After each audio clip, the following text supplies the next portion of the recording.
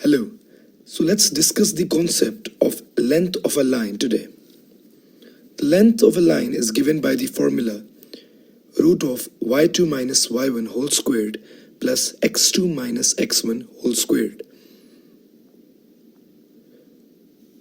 In this case, x1, y1 and x2, y2 are the two coordinates for which the length is required.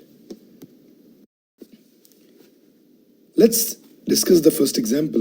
In the first example, we have got two coordinates. The first is 2, 8 and the second is 7, 3. So y2 minus y1 whole squared, that's 3 minus 8 squared, plus x2 minus x1 squared, that's 7 minus 2 squared, to the complete root, that will be root of minus 5 squared plus 5 squared, which will give us root of 50, that is equal to 7.07. So the length for the first line segment is 7.07 units.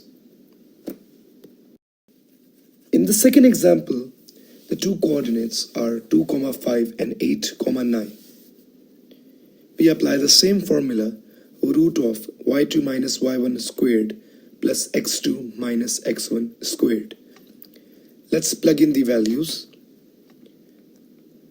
So root of 9 minus 5 whole squared plus 8 minus 2 whole squared will give us root of 4 squared plus 6 squared, which will be equal to root of 16 plus 36.